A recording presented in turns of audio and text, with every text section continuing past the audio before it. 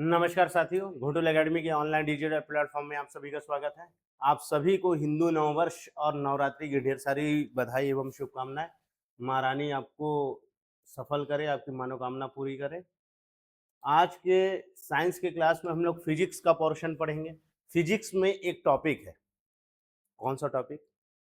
कि सूर्य में पहला तो फोकस दूरी और वक्रता त्रिज्या में संबंध। मैं प्रकाश का परावर्तन पढ़ा चुका हूँ। प्रकाश का परावर्तन मैं बता दिया हूँ। प्रकाश बता दिया था, प्रकाश के गुण बता दिया था, प्रकाश की प्रकृति बता दिया था कि प्रकाश दोहरी नेचर का होता है। ठीक है। आज इसका छोटा सा टॉपिक है जो मेंस में आता है, और मेंस में ही नहीं, प्रीलिम्स में भी पूछता है, और इससे गणितीय प्रश्न भी आते हैं। क्या आते हैं? गणितीय प्रश्न। जो पुराना क्लास नहीं भी किया होगा उसको आज की क्लास समझ में आ जाएगी, तो उसमें आप चिंता मत कीजिएगा। ठीक है। ऑनलाइन वाले अगर आवाज क्लियर ना आए तो कमेंट करेंगे। ठीक है। तो पहला क्लास अभी अपन फिजिक्स का कर रहे हैं, अभी फिजिक्स में वक्रता त्रिज्या और फोकस दूरी में संबंध। फोकस दूरी और वक्रता त्रिज्या में संबंध।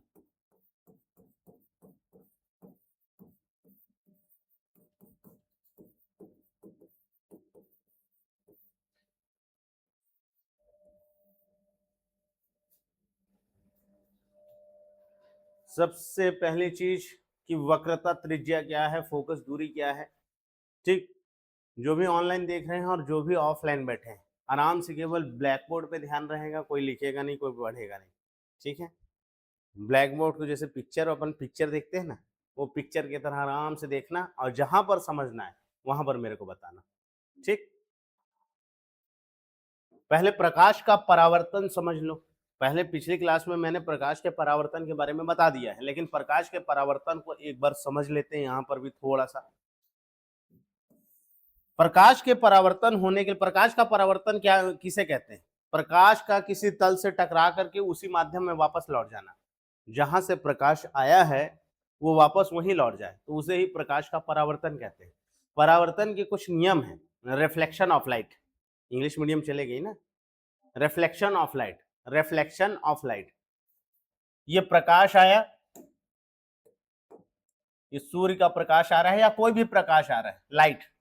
लाइट एक सतह से टकराई, एक तल से टकराई, तल से टकरा के ये उसी माध्यम में वापस चली गई।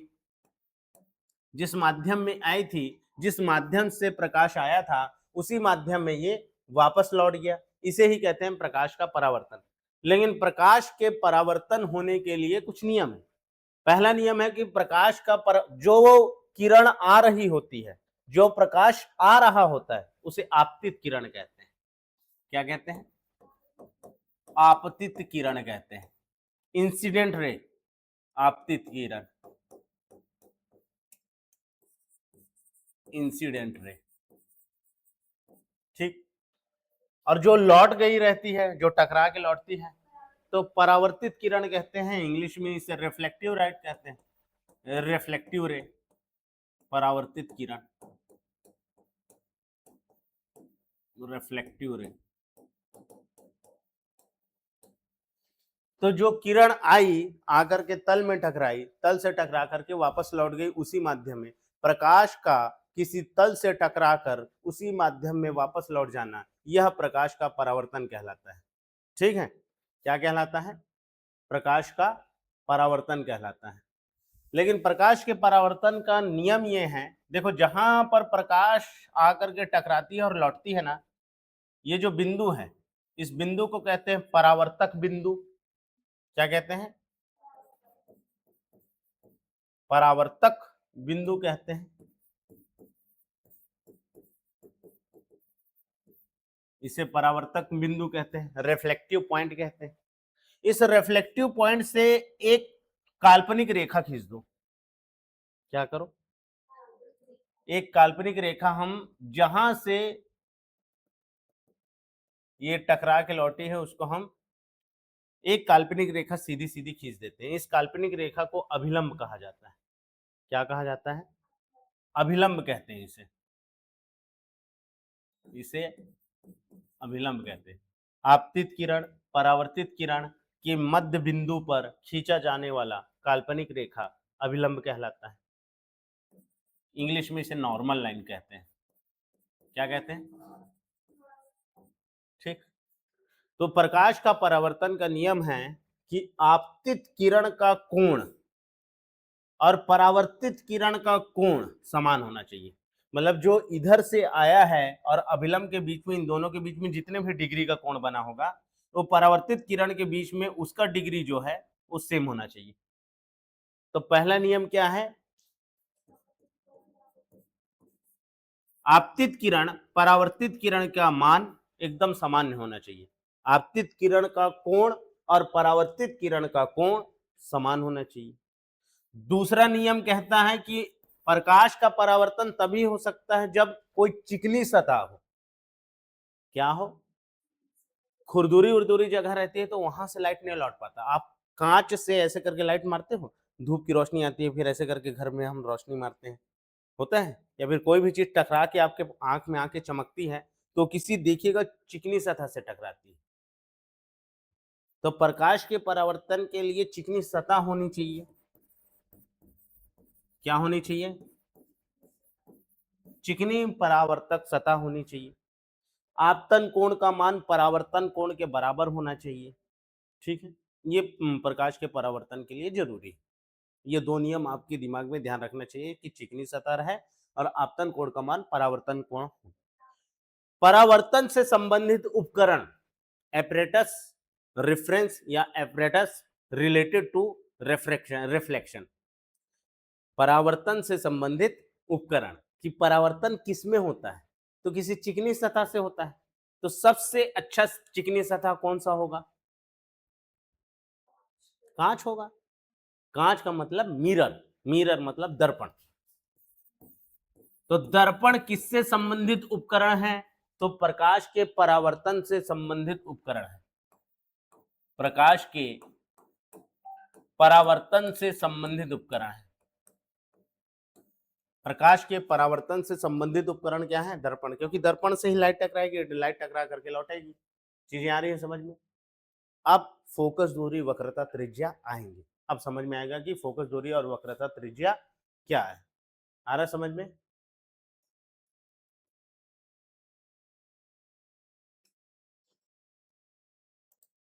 ऑनलाइन वाले चीजें आ रही समझ में?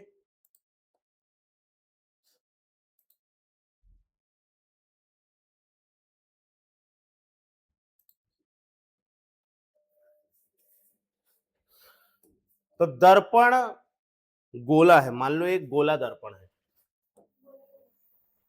एक गोला कलर का दर्पण है, एक गोला कलर का कांच है, गोली दर्पण है। इसको तुम क्या करो, बीच से ऐसा सीधा काट दो। क्या करें अपन? इसको सीधा काट दिए। काटने के बाद में एक ऐसा हिस्सा हो जाएगा, एक ऐसा हिस्सा हो जाएगा। ठीक, इसी गोली दर्पण को क्या करो, जैसे ये काट दिए बीचों बीच ना, अब इसको ऐसे ऐसे करके ठोको, इधर से ठोको ऐसे और इधर से ठोको। तो ये ठोकोगे तो ये सीधा हो जाएगा ऐसे। भाई ये जो किनारे किनारे का हिस्सा है इसको हथौड़ी से ऐसे ऐसे ठोक दिए और इसको इधर से, अब तुम बोलोगे कि सर ठोकेंगे तो टूट जाएगा, ठोकेंगे तो टूट जाएगा। तो गोलीय दर्पण को हम पिघला के तो ऐसे सीधा कर सकते हैं। भाई कांच तो एक लिक्विड है, कांच जानते हो कि नहीं? कांच एक लिक्विड है, लिक्विड ही ठंडा होने के बाद में कांच बन जाता है। कांच की क्लास में मैं पढ़ाया हूँ कांच कैसे बनाया जाता है। रेता मतलब सिलिका से मिलकर के कांच बनता है। ठीक है, उसमें भी बहुत सारे चीजें हैं, जो डिटर्जेंट पाउडर है और कई सारी चीजों का उपयोग करते हैं और कांच बनाते हैं। कांच एक लिक्विड है, एक द्रव्य है जो ठंडा है। एक ठंडे द्रव्य का मतलब कांच है। एक लिक्विड है जो ठंडा हो गया है और ठंडा होकर के वो कांच हो गया है। इसीलिए कांच में जब आप बहुत तेज गर्म पानी डालते हो तो टूट जाता है। आ रहा है समझ में? तो मान लो कांच को पिघला के हम क्या किए, पिघला के हम इसको सीधा कर दिए, तो ये होता है समतल दर्पण। यही प्रश्न आया था अभी अभी परिचारक के एग्जाम में, अभी अभी टेट के एग्जाम में, कि समतल दर्पण, समतल दर्पण, जो समतल दर्पण है, समतल दर्पण एक प्रकार का गोलीय दर्पण है। तो लोग नहीं जानते थे, कभी पढ़े नहीं थे, कभी ऐसा प्रश्न आया भी नहीं था। लगा कि भाई गोली दर्पण तो गोला होता है, ये कहां से समतल दर्पण हो जाएगा? नहीं, समतल दर्पण भी गोलीय दर्पण का एक अंग है, एक भाग है। मतलब ये गोलीय दर्पण जो आपको दिखाई दे रहा है, इसी गोलीय दर्पण से आप क्या बना सकते हो? समतल दर्पण बना सकते हो। तो पहली बात दिमाग में ये याद रखना है कि समतल दर्पण भाई बीच से काट दो, काट के टेढ़ा के सीधा कर दो। मान लो ये तार रहता तो आप ठोक के इसको ऐसे-ऐसे करके सीधा कर देते ना। तो समतल दर्पण भी गोलीय दर्पण का एक भाग है। चीज़ आ रही है समझ में? अब गोलीय दर्पण को जब आप बीच से काट दिए, तो काटने के बाद में 2 भाग हो गया।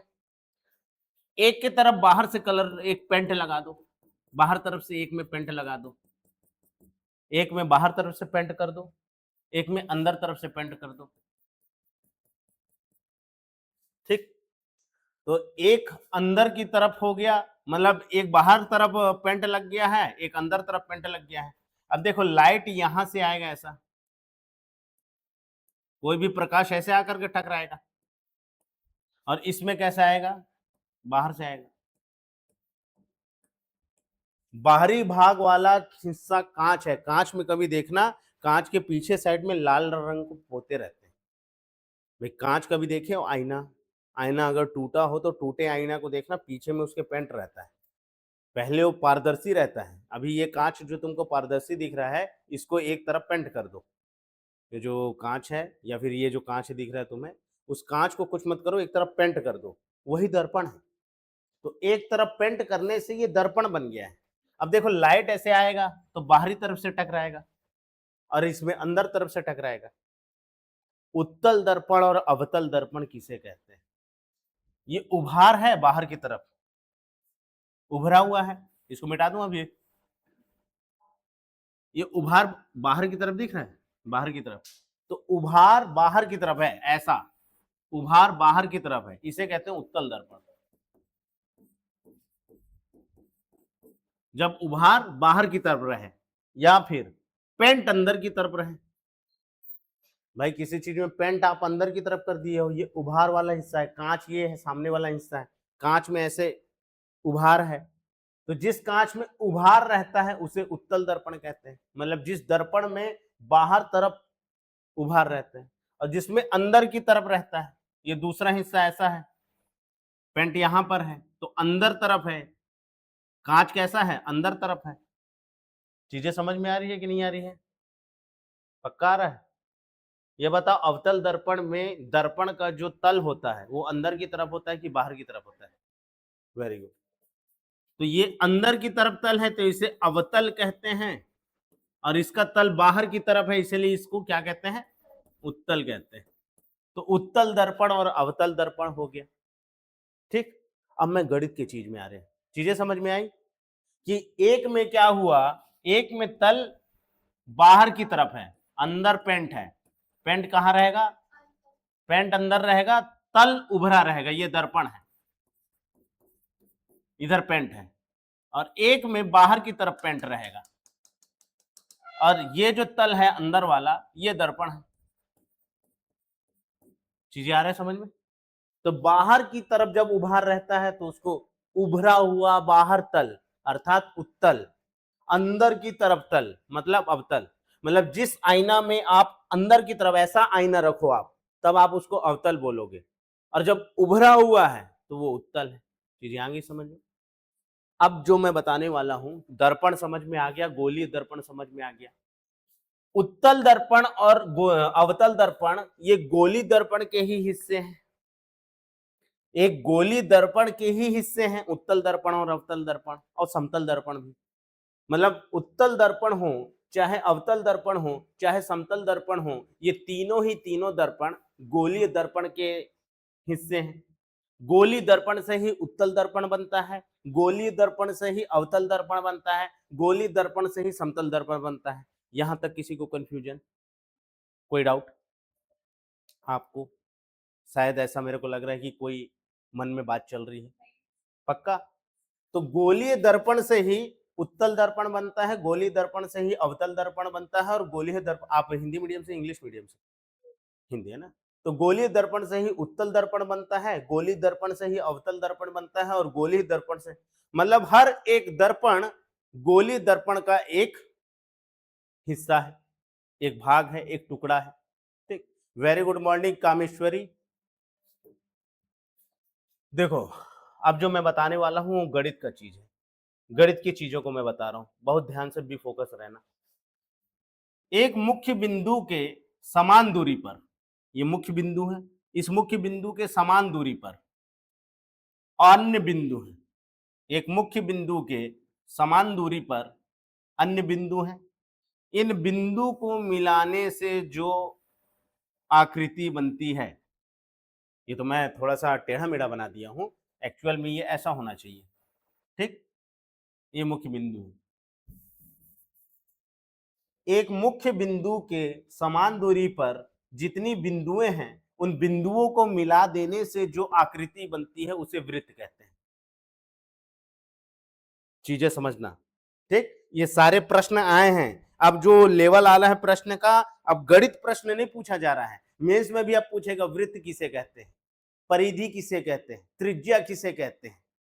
आ रहा है समझ में? तो चीजों को बस ध्यान से समझना कि एक मुख्य बिंदु है, ये मुख्य बिंदु के समान दूरी पर अन्य बिंदु हैं, समान दूरी पर मतलब यहां से यहां तक का डिस्टेंस वही होगा, यहां से यहां तक का वही डिस्टेंस होगा, यहां से यहां तक का वही डिस्टेंस होगा, यहां से यहां तक का वही डिस्टेंस होगा, यहां से यहां तक का वही डिस्टेंस होगा। तो एक मुख्य बिंदु के समान दूरी पर जो अन्य बिंदु हैं, इन अन्य बिंदुओं को एक रेखा से मिला देने पर जो आकृति बनती है उसे वृत्त कहते हैं। क्या कहते हैं? सर्कल। ठीक, इस वृत्त की कुल लंबाई, याद रखना ये पहले बिंदु थे, ये क्या थे? बिंदु थे। इन बिंदुओं को जब आप मिला दिए तो ये वृत्त बन गया। वृत्त क्या है? वृत्त एक आकृति है, कोई भी गोला चीज को हम लोग बोलते हैं वृत्त है। वृत्त मतलब क्या होता है? वृत्त, सर्कल इज अ शेप, एक आकृति, गोली आकृति को ही आप क्या कहते हैं? जो चूड़ी पहनी जाती है किस आकृति की होती है? वृत्त आकृति की होती है। समझ में? वृत्त किसे कहते हैं? एक मुख्य बिंदु से समान दूरी पर जो अन्य बिंदु हैं उनको मिला देने से जो आकृति बनती है उसे हम वृत्त कहते हैं। परिधि किसे कहते हैं? तो वृत्त के कुल लंबाई को या कुल परिमाप को, ये रेखा को जब आप नापोगे, मान लो एक धागा ले लो और धागा को ऐसे ऐसे ऐसे ऐसे करके यहां पर ये पूरा ऐसे, इस लंबाई को, वृत्त की कुल लंबाई परिधि कहलाती है। ये क्यों मैं बता रहा हूं? क्योंकि अभी वक्रता त्रिज्या आने वाला है। वृत्त मतलब क्या है? एक आकृति है, मुख्य बिंदु से समान दूरी पर, मुख्य बिंदु से समान दूरी पर स्थित अन्य बिंदुओं को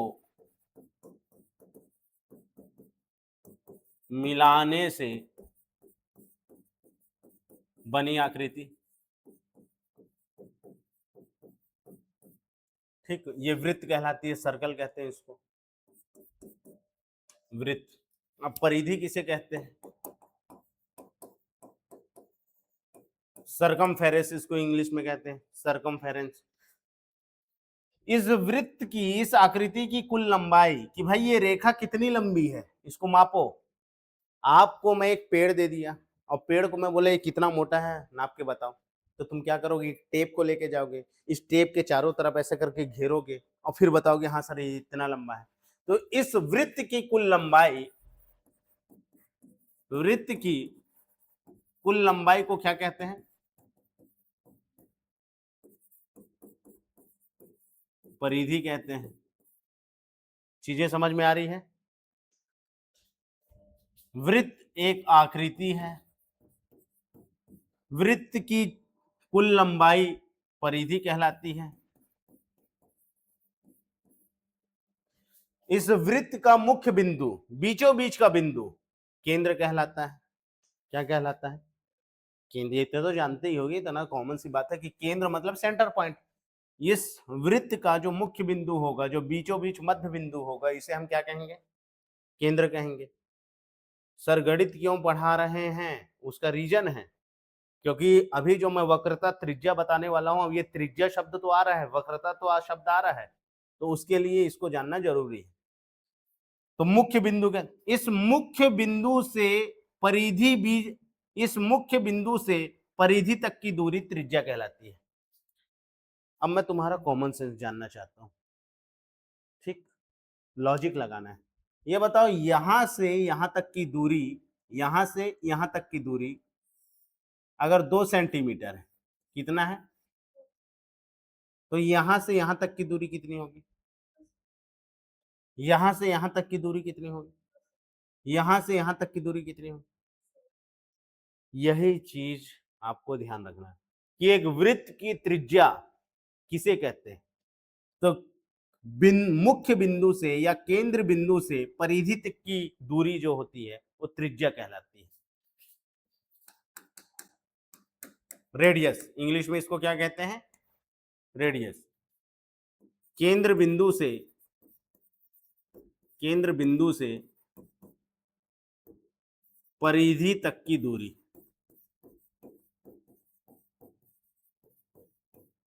केंद्र बिंदु से परिधि तक की दूरी क्या कहलाती है?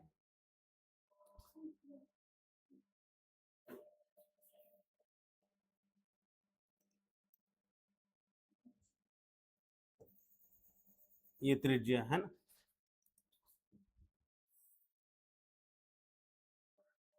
अब इस परिधि में मैं 2 बिंदु ऐसा लगाऊं, किसी परिधि के 2 बिंदु जो केंद्र से होके गुजरते हो,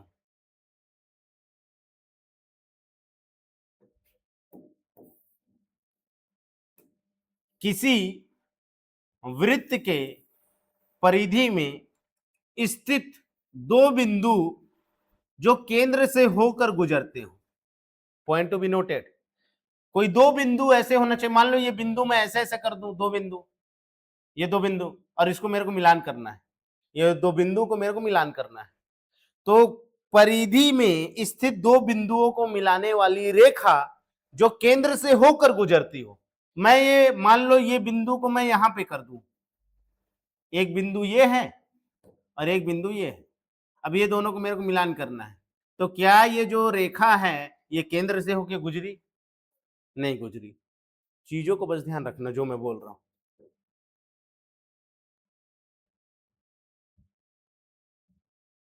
तो किसी परिधि में स्थित 2 बिंदु को मिलाने वाली रेखा जो केंद्र से होकर गुजरती है उसे व्यास कहते हैं। क्या कहते हैं? डायमीटर इसे कहते हैं। इसे क्या कहते हैं? डायमीटर कहते हैं। परिधि पर स्थित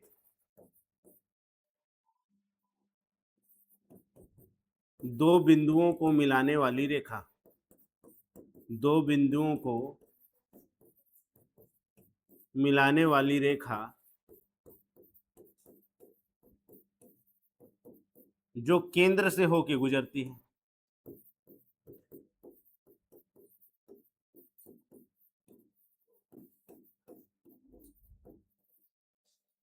चीजें आई समझ में? तो किसी वृत्त के परिधि में स्थित 2 बिंदु को मिलाने वाली रेखा जो केंद्र से होकर के गुजरती है इसे ही व्यास कहा जाता है। एक बात और व्यास के बारे में याद रखिएगा, इंग्लिश में इसे डायमीटर कहते हैं।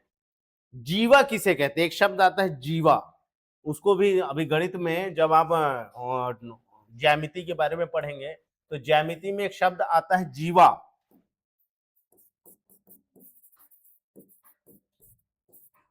वृत्त के अंदर, ये वृत्त है, इस वृत्त के अंदर जो सबसे बड़ी रेखा होगी उसे क्या कहते हैं? हाँ। मान लो ये वृत्त है, एक रेखा मैं ऐसे भी खींच सकता हूं, एक रेखा मैं ऐसे भी खींच सकता हूं, एक रेखा मैं ऊपर से नीचे भी खींच सकता हूं, एक रेखा मैं इधर से इधर भी खींच सकता हूं, लेकिन जो सबसे लंबी रेखा होगी उसे हम जीवा कहते हैं। मतलब वृत्त के अंदर की रेखाओं को हम क्या कहते हैं? वृत्त के अंदर की रेखा को क्या कहते हैं? जीवा कहते हैं। वृत्त के अंदर की रेखाओं को हम जीवा कहते हैं और वृत्त के अंदर की सबसे लंबी रेखा जीवा के व्यास कहलाती है। ये जो व्यास है ये वृत्त की सबसे लंबी जीवा है।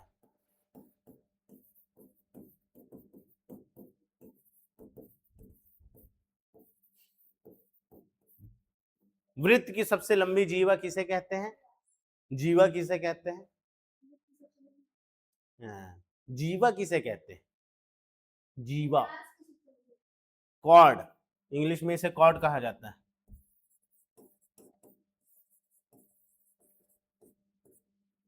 इस वृत्त के अंदर में जो भी रेखाएं होंगी उसे जीवा कहते हैं।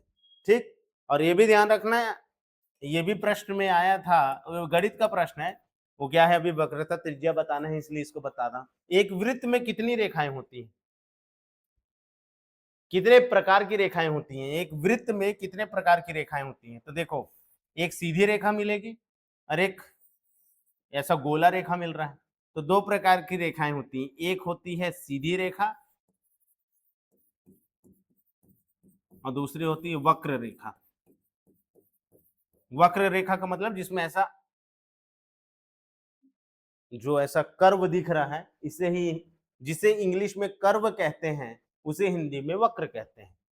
ये जो दिख रहा है ना, ये इसे ही हम क्या कहते हैं? वक्र कहते हैं। तो एक वृत्त में दो तरह की रेखाएं होती हैं, सीधी रेखा होती है और तो जो व्यास है वो सीधी रेखा है। व्यास एक वृत्त का सीधी रेखा है, सबसे बड़ी रेखा है, सबसे बड़ी रेखा है, इसीलिए इसे सबसे लंबी जीवा भी कहा जाता है। ठीक सर, 20 मिनट आप सिर्फ गणित के बारे में बताए हैं, उसका रीजन चीजें आएंगी समझ में। रेडियस किसे कहते हैं? त्रिज्या किसे कहते हैं? शुरुआत से सारा चीज समझा रहा हूं। एक मुख्य बिंदु के चारों तरफ की बिंदुओं को मिलाने वाली आकृति वृत्त कहलाती है। एक वृत्त की कुल लंबाई परिधि कहलाती है। मुख्य बिंदु से या केंद्र बिंदु से परिधि तक की दूरी, केंद्र बिंदु से परिधि तक की दूरी त्रिज्या कहलाती है। क्या कहलाती है? त्रिज्या को आर से दर्शाते हैं। वृत्त पर स्थित दो बिंदुओं को मिलाने वाली रेखा जो केंद्र से होकर के गुजरती है उसे व्यास कहते हैं। व्यास एक वृत्त की सबसे लंबी जीवा होती है। जीवा किसे कहते हैं? तो एक वृत्त के अंदर की रेखाओं को ही हम जीवा कहते हैं। वृत्त में कितने प्रकार की रेखाएं होती हैं? तो एक सीधी रेखा दिख रहा है, अब भाई ये जो मिलान किए हैं, इस मिलान में से भी तो ये रेखाएं ही हैं, ये तो रेखाएं ही हैं, इन रेखाओं को भी वक्र रेखा कहते हैं। तो एक वृत्त के अंदर दो तरह की रेखाएं होती हैं। कितने तरह की रेखाएं होती हैं? एक होती है सीधी रेखा और दूसरी होती है वक्र रेखा। चीजें आ गई समझ में। अब आते हैं वक्रता त्रिज्या और फोकस दूरी में संबंध। देखो, एक गोली दर्पण का मैं टुकड़ा ले लिया हूं, ये है गोली दर्पण का टुकड़ा। ठीक, गोली दर्पण का एक टुकड़ा है और इसको मैं बाहर तरफ से पेंट कर दिया हूं। क्या कर दिया हूं? ये कौन सा दर्पण है? अच्छे से देख के बताओ, ये कौन सा दर्पण है? जब पेंट बाहर है मतलब तल अंदर, तल अंदर की तरफ है, इसीलिए इसको क्या कहते हैं? अवतल कहते हैं। तल क्या है? अंदर की तरफ है, तो इसे अवतल कहते हैं। अब ध्यान दो, मान लो किसी दर्पण से, ये दर्पण का जो मुख्य बिंदु होता है, अब यहां पर अब मेन फोकस यहां पे करना है। वो तो गणित था, वो गणित तो समझ में आ गया, वृत्त क्या था, ये क्या था, सब चीजें समझ में आ गई। ये एक गोली दर्पण का टुकड़ा है। इस गोली दर्पण के टुकड़े का जो मेन बिंदु है, बीचों बीच वाला बिंदु, मुख्य बिंदु, इसको ध्रुव कहते हैं। क्या कहते हैं? ध्रुव कहते हैं। माना कि ध्रुव को इंग्लिश में पोलर कहते हैं, ठीक, या पोल भी कह सकते हैं। और इसको मैं पी से दर्शा दिया। किससे दर्शा दिया? ध्रुव किसे कहते हैं? किसी गोली दर्पण की एक टुकड़ा, एक गोली दर्पण का टुकड़ा है, एक गोली दर्पण का हिस्सा है, तो किसी गोली दर्पण के हिस्से के मुख्य बिंदु को, मध्य बिंदु को किसको? मध्य बिंदु को, मिडिल पॉइंट को क्या कहते हैं? ध्रुव कहते हैं।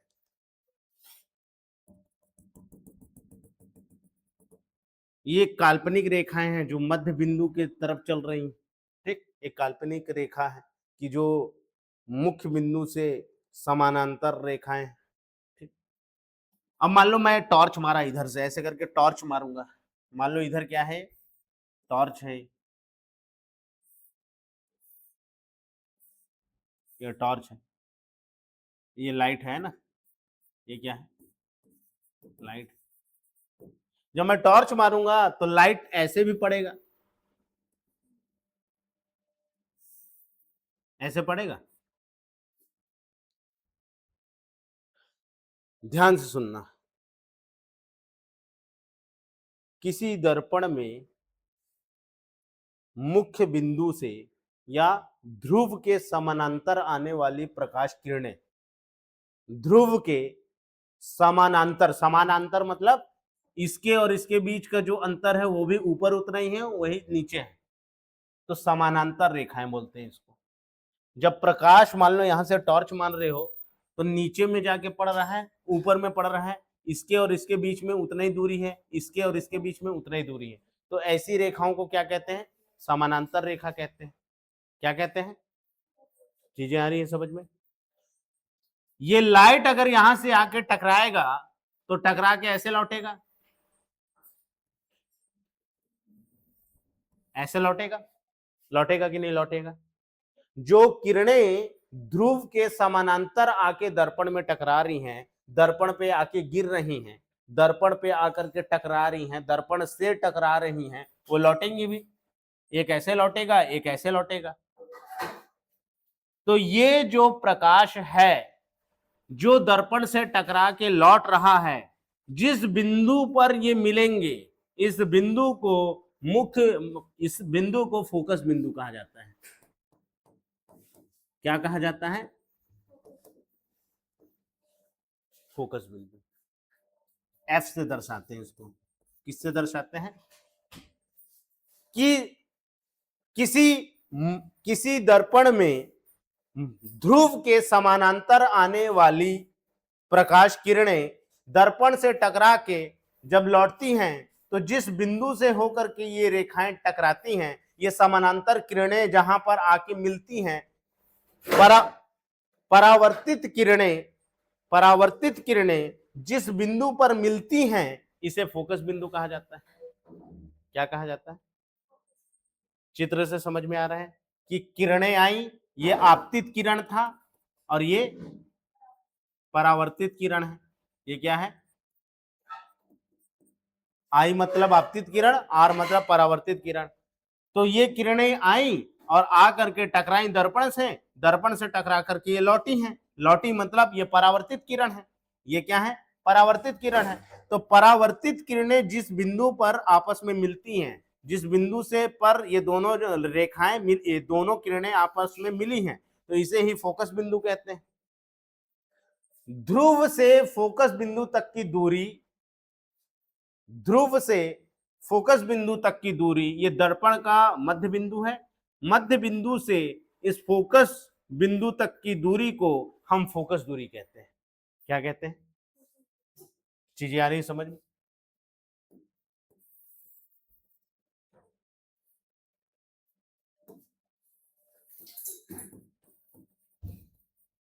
फोकस दूरी किसे कहते हैं?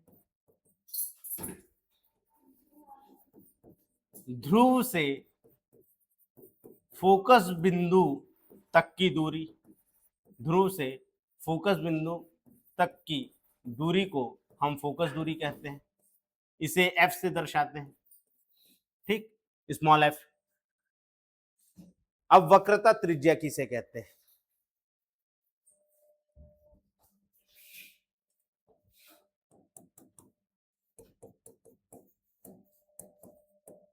वक्रता त्रिज्या किसे कहते हैं?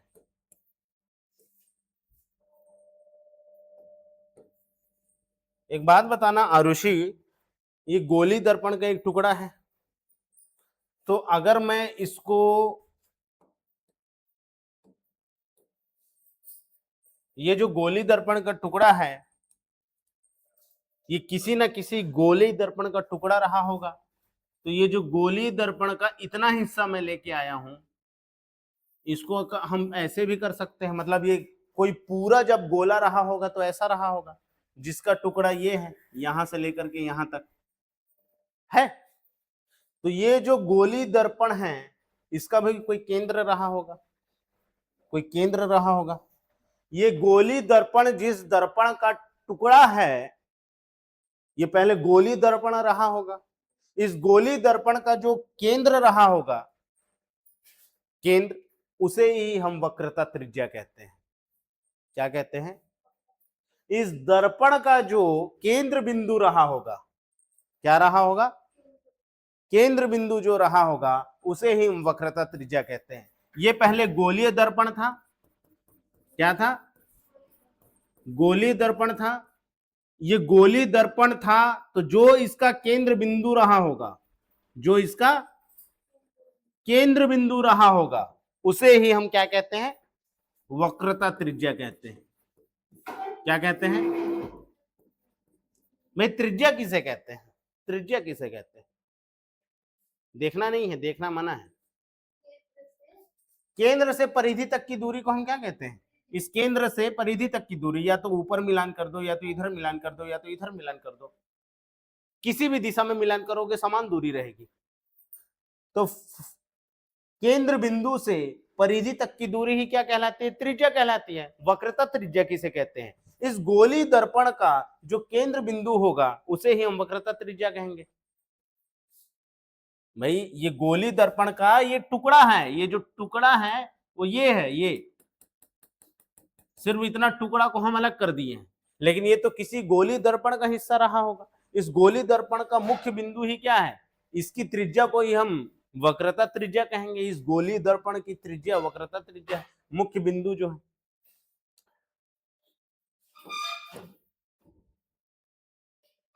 वक्रता त्रिज्या को सी से दर्शाते हैं, कैपिटल सी से। किससे?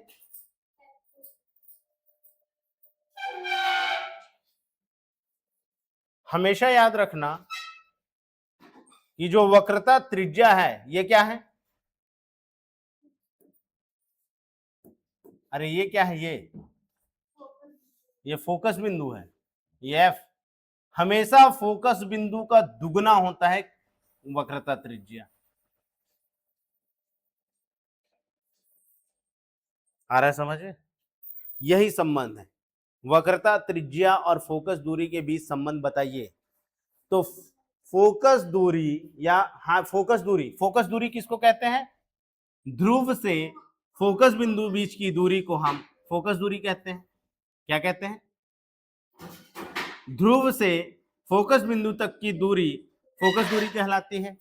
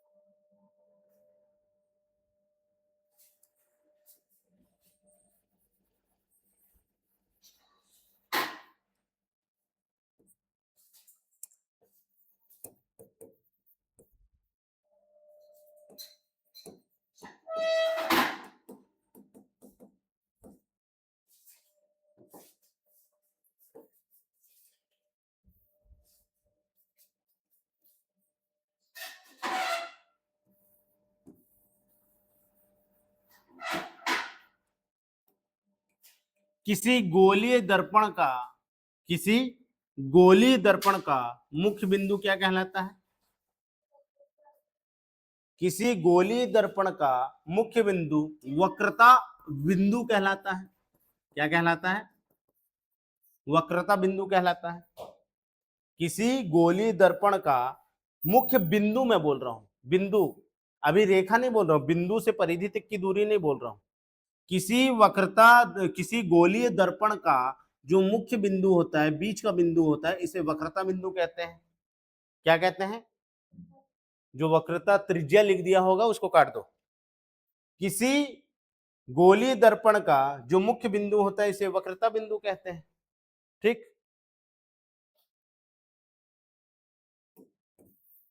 ये देखो, ये ध्रुव से वक्रता बिंदु तक की दूरी, ध्रुव से वक्रता बिंदु तक की दूरी, ध्रुव से वक्रता बिंदु तक की दूरी वक्रता त्रिज्या कहलाती है। भाई सेम चीज हुआ, ये देखो, मुख्य बिंदु है, ये क्या है? मुख्य बिंदु, मुख्य बिंदु से परिधि तक की दूरी, मुख्य बिंदु से परिधि तक की दूरी त्रिज्या कहलाती है। बिंदु से मुख्य बिंदु तक की दूरी, मैं कहा कि ये जो टुकड़ा है, ये टुकड़ा दर्पण है, यह टुकड़ा क्या है? ठीक, और दर्पण के मुख्य बिंदु को क्या कहते हैं? चीजें नहीं आ रही है समझ में ऑनलाइन? ध्यान से दो, एक चीज ध्यान से समझो। ये जो दर्पण का टुकड़ा लेके मैं आया हूं, ये गोली दर्पण का टुकड़ा है, ये गोली दर्पण का टुकड़ा है, ये टुकड़ा जो मैं लेकर के आया हूं, इसके मुख्य बिंदु को ध्रुव कहते हैं। क्या कहते हैं? ये दर्पण के मुख्य बिंदु को, बीच के मध्य बिंदु को ध्रुव कहते हैं। तो याद करो, इस ध्रुव से केंद्र तक की जो दूरी रही होगी वो भी तो त्रिज्या कहलाई। ये परिधि का ही हिस्सा है, परिधि से केंद्र तक की दूरी, परिधि से केंद्र तक की दूरी त्रिज्या कहलाती है। लेकिन वक्रता त्रिज्या कैसे कहेंगे? ध्रुव से वक्रता बिंदु के बीच की दूरी, ध्रुव से वक्रता केंद्र की दूरी वक्रता त्रिज्या कहलाती है। वक्रता त्रिज्या किसे कहते हैं? ध्रुव से वक्रता बिंदु तक की दूरी,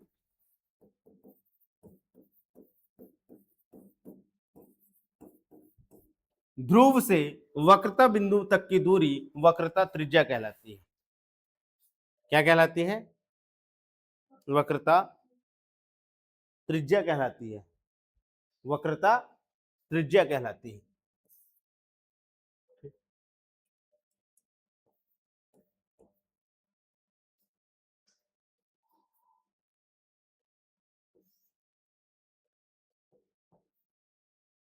चीजें आई समझ में? यहां पे जो आपको होचपोच दिखाई दे रहा है, इस होचपोच को, ये जो होचपोच तुम्हें दिखाई दे रहा है, इसको मैं, ये देखो, ये है गोली दर्पण, ये एक दर्पण है, ये दर्पण के मुख्य बिंदु को ध्रुव कहते हैं। ये क्या है? एक दर्पण है। इस दर्पण के मुख्य बिंदु को क्या कहते हैं? ध्रुव कहते हैं। ध्रुव को किससे दर्शाया जाता है? P से दर्शाया जाता है। ठीक, ये ध्रुव के समानांतर जो प्रकाश आ रहे हैं, प्रकाश आके टकराएंगे और वापस लौटेंगे, लौटेंगे, ये लौट रहे हैं। ठीक, जहां पर ये समानांतर प्रकाश आकर के मिलेंगे, ये परावर्तित किरणें जहां पर एक दूसरे से मिलती हैं, जिस बिंदु पर एक दूसरे को मिलती हैं, इसे क्या कहा जाता है? फोकस बिंदु कहा जाता है। क्या कहा जाता है? फोकस बिंदु कहा जाता है। फोकस बिंदु से ध्रुव तक की दूरी क्या कहलाती है? फोकस बिंदु से, फोकस बिंदु से ध्रुव तक की दूरी फोकस दूरी कहलाती है। फोकस दूरी को F से दर्शाते हैं। ठीक, ये जो टुकड़ा है किसी गोली दर्पण का टुकड़ा रहा होगा, ये गोली दर्पण के मुख्य बिंदु को ही क्या कहेंगे? वक्रता बिंदु कहेंगे। क्या कहेंगे? वक्रता बिंदु को C से दर्शाते हैं, कैपिटल C से। वक्रता केंद्र भी बोलते हैं, वक्रता बिंदु या वक्रता केंद्र। ठीक, वक्रता केंद्र बोल लो या वक्रता बिंदु बोल लो। तो जो इस गोली दर्पण का मुख्य बिंदु है, जिसको मैं वक्रता केंद्र कह रहा हूं, अब ध्रुव से वक्रता केंद्र के बीच की दूरी को ही हम क्या कहते हैं? वक्रता त्रिज्या कहते हैं। अगर मैं मान लो ये जो तुमको दिखाई दे रहा है, अगर इसको मैं मिलान करता तो ये ऐसा रहता, ये कुछ ऐसा रहता। अगर ये एक टुकड़ा है, इस टुकड़े को मैं पूरा कर दूं, इस टुकड़े को मैं पूरा कर दूं, तो ये कुछ ऐसा रहेगा।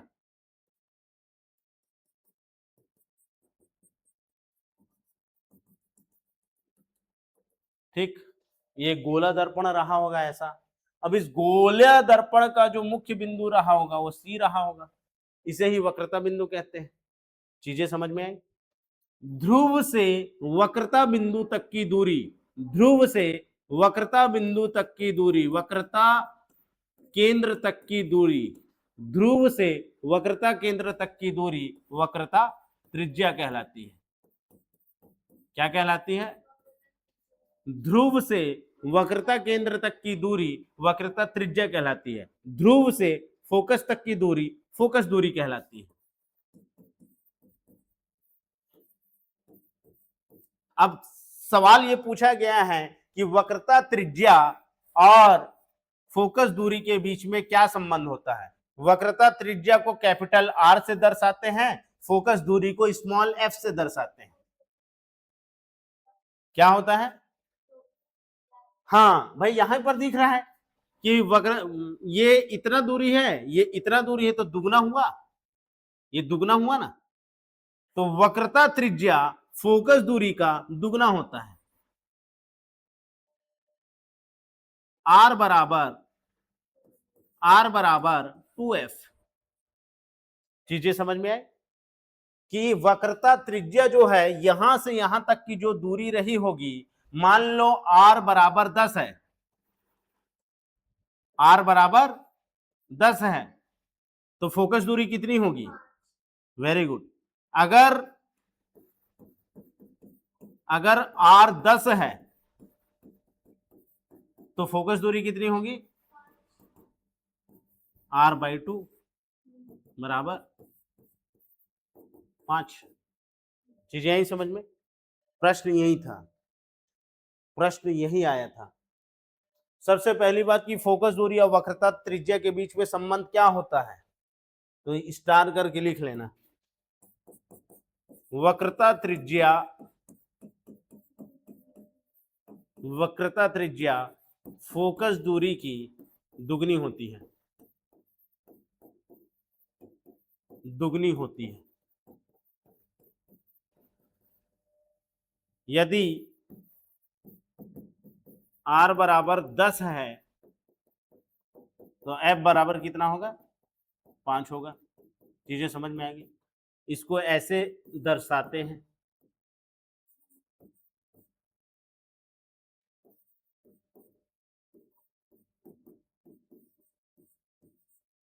चीजें समझ में आया यहां पर?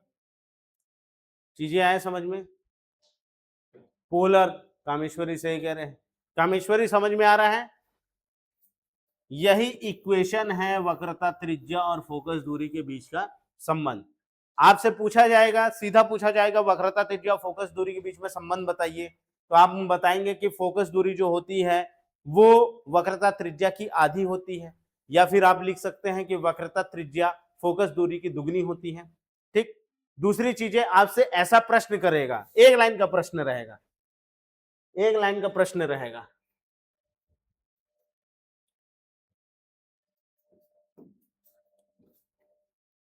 यदि किसी गोली दर्पण में, यह प्रश्न ऐसा आएगा, यदि किसी गोलीय दर्पण का, यदि किसी गोली दर्पण का, गोली दर्पण की वक्रता त्रिज्या, वक्रता त्रिज्या 20 सेंटीमीटर है। क्या है? 20 सेंटीमीटर है।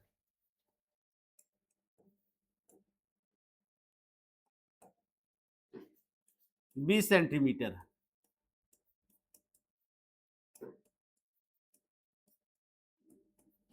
तो बताइए उसकी फोकस दूरी कितनी होगी? तो बताइए उसकी फोकस दूरी कितनी होगी?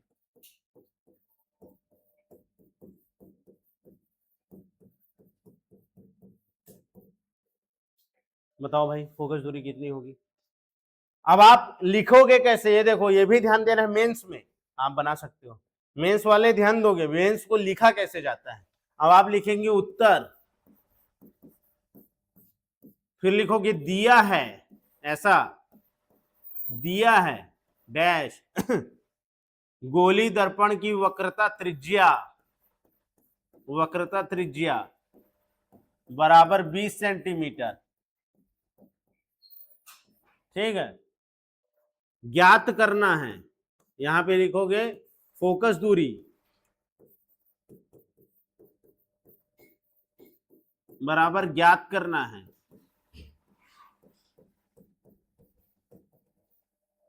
फिर ऐसे लिखोगे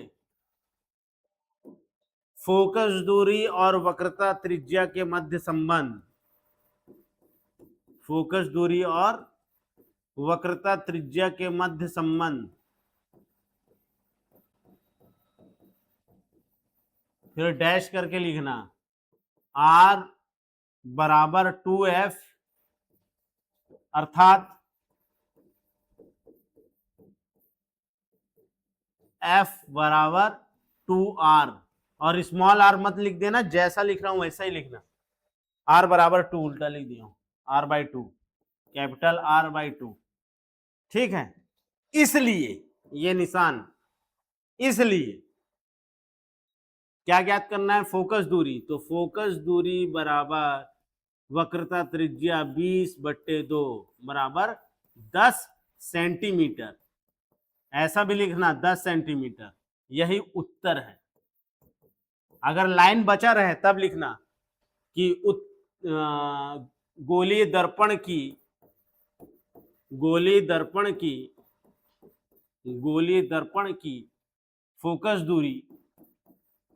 फोकस दूरी 10 सेंटीमीटर होगी, क्या होगी, 10 सेंटीमीटर होगी। गणित में इसी ने नंबर कम पाते हैं, मेंस वाले नंबर क्यों कटता है ना, आप हलंत नहीं लगा रहे हो, दिया है ये सब नहीं लिख रहे हो, ये सब प्रैक्टिस है। जब अपन 10वीं की किताबों में 9वीं की किताबों में जब पढ़ते थे तो ये सब दिया रहता है, उसके हल को करना, हल उत्तर भी नहीं लिखा रहता है, हल क्या लिखा रहता है, हल ये लिखा रहता है, हल।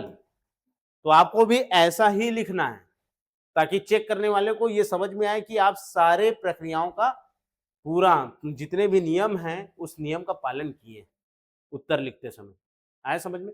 तो फोकस दूरी और गोली दर्पण की वक्रता त्रिज्या इतनी होती है। अगर किसी में वक्रता त्रिज्या 20 सेंटीमीटर है तो उसकी फोकस दूरी कितनी होगी, 10 होगी। और अगर किसी की फोकस दूरी 10 है तो वक्रता त्रिज्या कितनी होगी, 20 होगी।